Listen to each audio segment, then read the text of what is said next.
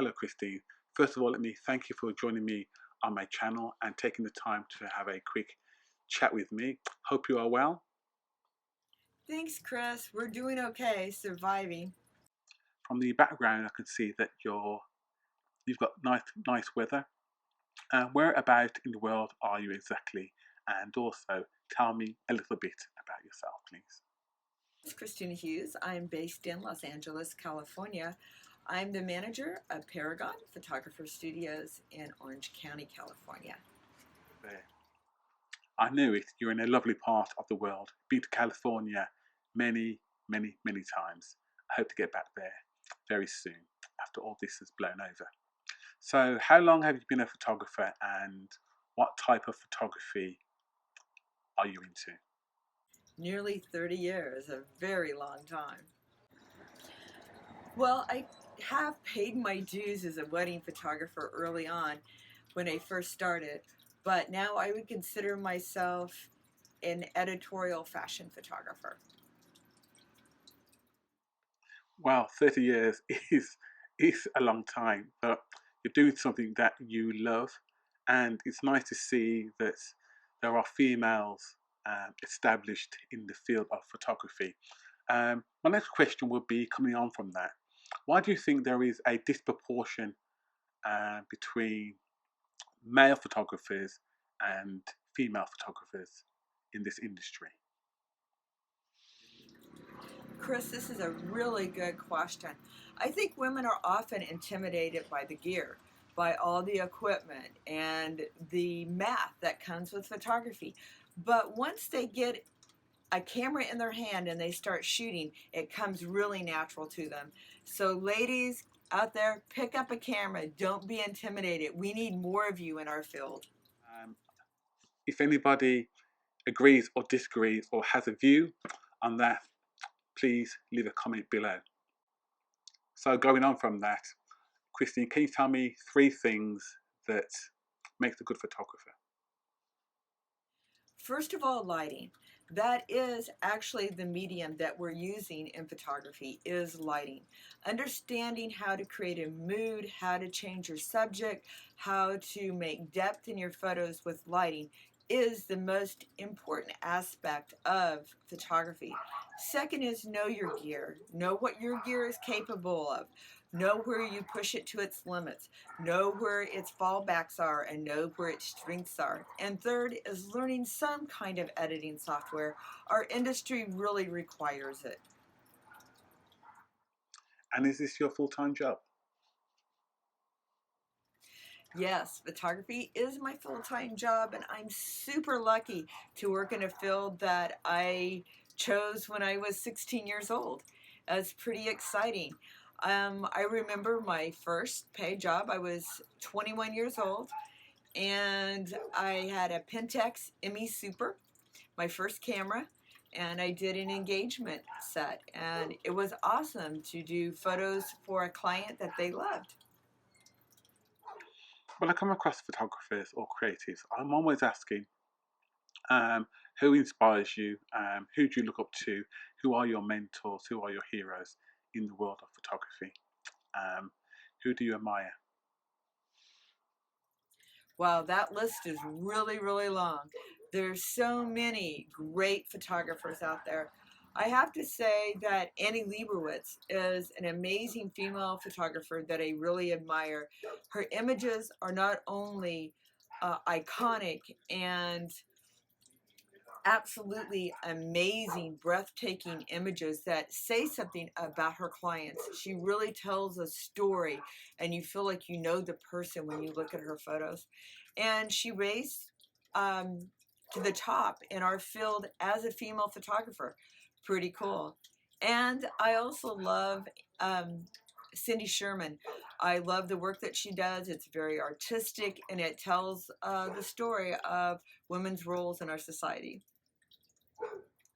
When I have time, I'll look up those names and look at their work also. Thank you for that. So let's go on to the dreaded TF question, working for free or collaborations. Let's hear your views on that. Oh, Chris, the TF question. Now that's a good one. TFTF. So and for those of you who are new photographers or new to the industry, TF means trade for photos. So often I get requests from new models in the industry, people needing a portfolio update will contact me and say, I love your work. Are you willing to work with me, TF? Um, I don't need more photos for my portfolio. So if you're new to photography, that's a great way to work. If you need to practice, if you need to work images and you get new images for your portfolio, that's great if you can work with a model for free. However, for me, the only time I do that is if I have a team together. That means I was contacted by a model or a makeup artist that said, I want to do an editorial shoot for this magazine. This is a look we're going through. I look at that look. The model looks at that look. We all like it. We all think that this is positive movement for our career, a positive shoot to do. Then we're all in. So I would say anyone thinking about working for free, look at your time, your effort that you're putting in, and is that going to be something that's going to benefit you in the end? And that's really where the buck stops. If it's not going to benefit you and it's just going to be a lot of work and you're never going to use these images, and you also, if you're working for TF, make sure that you get a release from your subject, a model release from your model. Even if you're photographing a horse or a dog, you want to get a release from the owner so that you can use those in your portfolio in the future. When it comes to photography, another aspect of photography is the post-processing, the editing of the photos. On a personal level, I absolutely love the post-processing process. It's hard to say. Some photographers love it, some people hate it. Where do you stand? Well, most of the time I enjoy editing. Now, of course, if we're doing something like removing the same pimple off of someone 75 times, but other than that, I really enjoy Photoshop. I like doing compositing. So, yeah, it's a lot of fun, and Photoshop is my tool of choice. There's always a push from manufacturers for us as photographers to get the latest gear, get the latest body, get the latest megapixels, get the best lenses, etc., etc. How important is gear? Wow. So, as photographers, I think we all get in this mindset of being a gearhead. Like, I want the best, I want the newest. You're always like running toward a new piece of equipment. And I'm going to say to beginning photographers, don't do that. Just find a good quality camera. You can find one used, you can find some nice lenses. Make sure you get good glass. Good lenses are important, but you can start relatively inexpensively and work from there.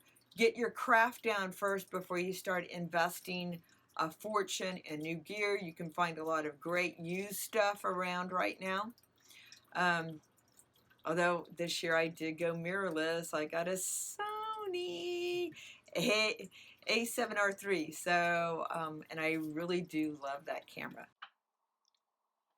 A Sony R3, that's a really nice camera and it's mirrorless. So going on from that, so what are your views on phones, mobile phones as an aid to photography? Well, I can definitely see them as an aid to photography, but I don't see them replacing a real camera. Um, of course, when you're scouting out an area, you're wondering how it's going to shoot. You're trying to remember what props, what stuff to bring, and you shoot it with your mobile phone so you have some reference. I think that works great, but I honestly do not believe a mobile phone at this time can replace a real camera. So I think I know the answer to the question, but have you suffered from gear acquisition? And have you bought anything that you regret buying or you haven't used? Chris, you know I have. That's just the thing. When you're a photographer, you see all this stuff and it looks cool and everything looks like it's going to be cool and work cool, and it doesn't always happen that way. One piece of equipment that I have in its nice little case that I bought it and everything is my uh, Alien B 800 ring light. I've used it maybe 5 times in 5 years. And it's really cool, but I don't want that ring light effect in everyone's eyes.